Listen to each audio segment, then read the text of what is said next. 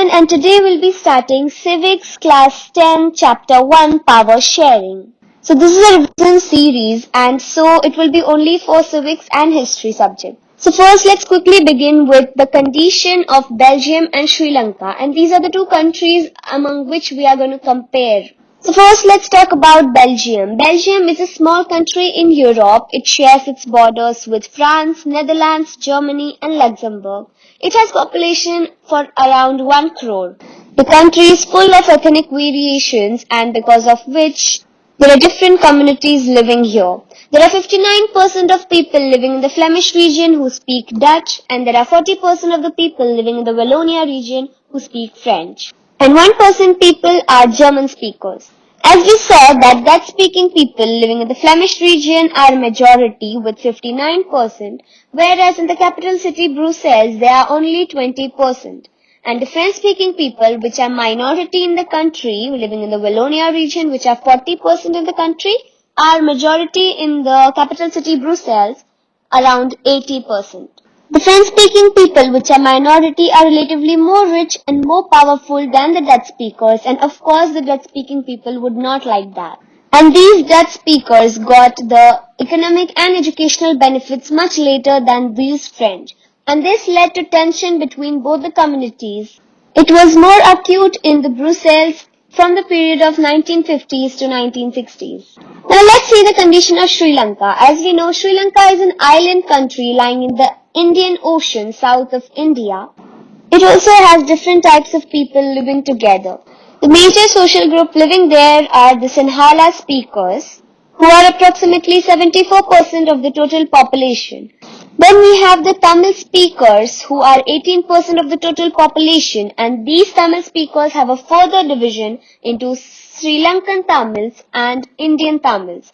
Sri Lankan Tamils acquire 13% of the population and are situated in north and northeastern part of the country, whereas these Indian Tamils are the Tamils brought from India to Sri Lanka at the time of plantations in colonial time. So now let's see what was the problem in both of these countries and how these both countries handled the situation. If you talk about Sri Lanka first, this majority community of Sinhala speakers tried to establish their dominance on the government after their independence after 1948.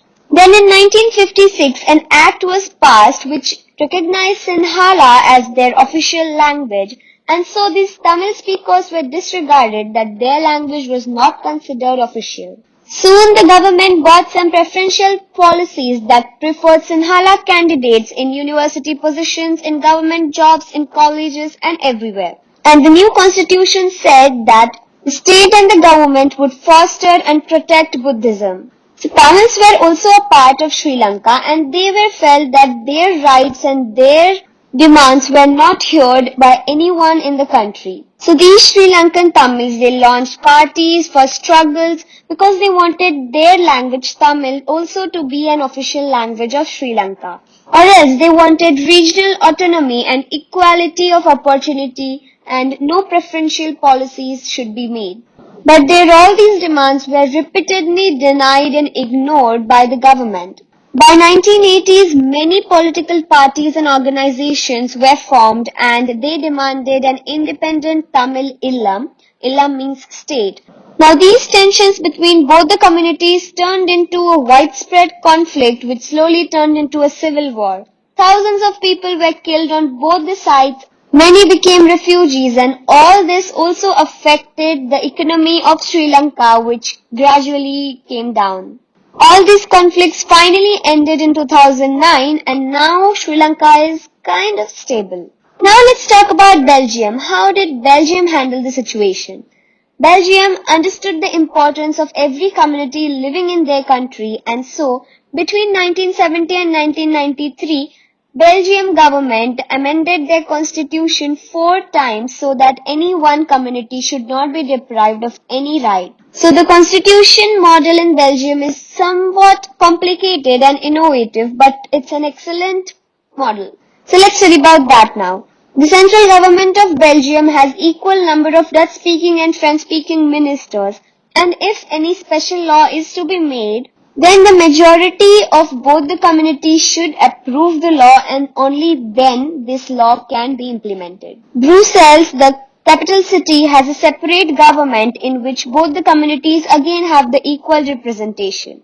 And because the Dutch speaking, which were majority, agreed for equal representation in the central government, the French speaking, which were majority in Brussels, also agreed for equal representation.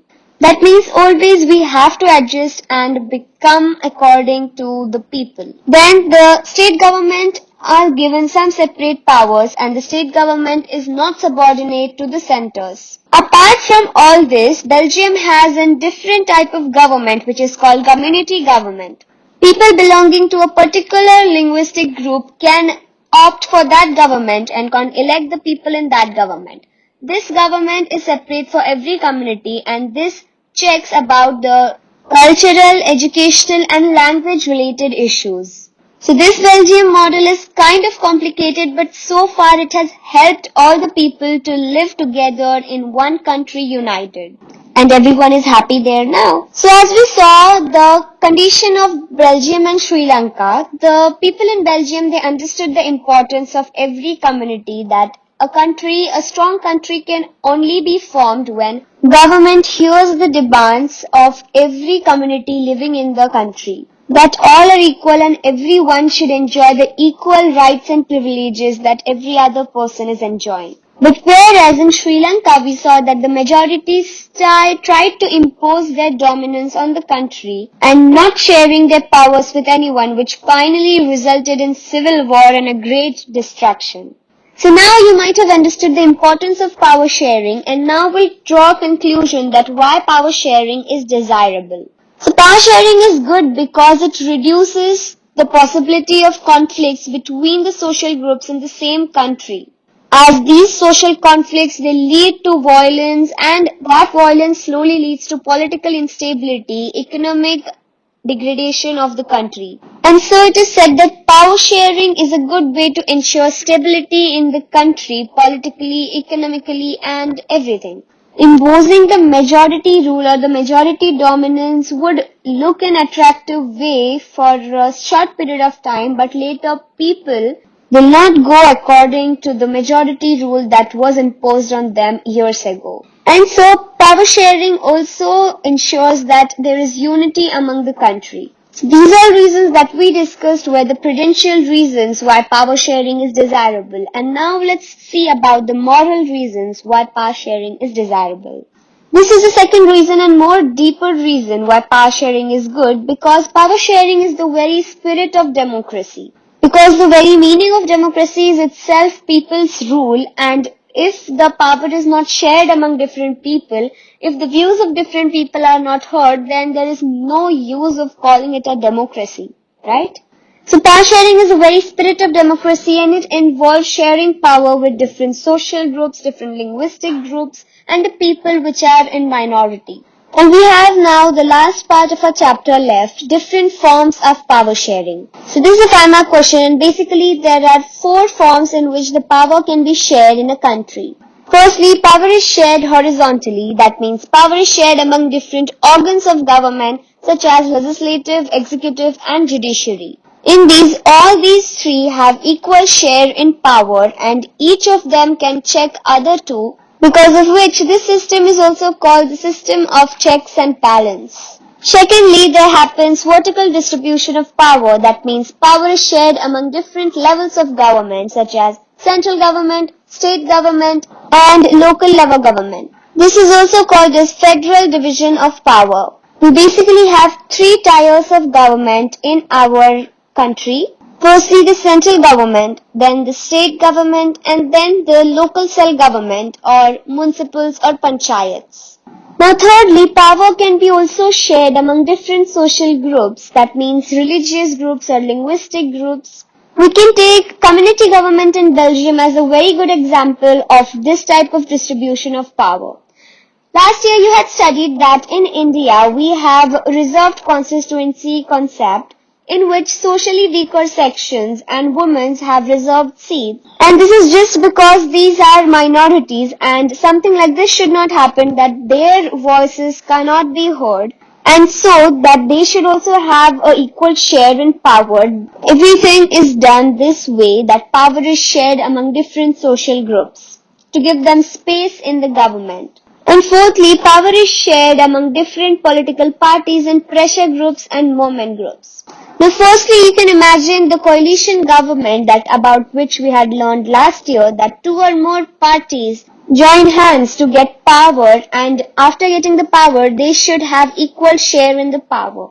So this enables different political parties to get equal share in the government power. Then other than these, the social groups or the pressure groups influence the decision-making powers of the government, like the pressure groups of farmers, industrialists, businessmen, etc. They cannot directly take part in power sharing, but they can influence the decision-making power of the government by their works or campaigns or whatever. So with this, we come to an end of this chapter, power sharing. Thank you. We'll meet you with the next chapter in the next video.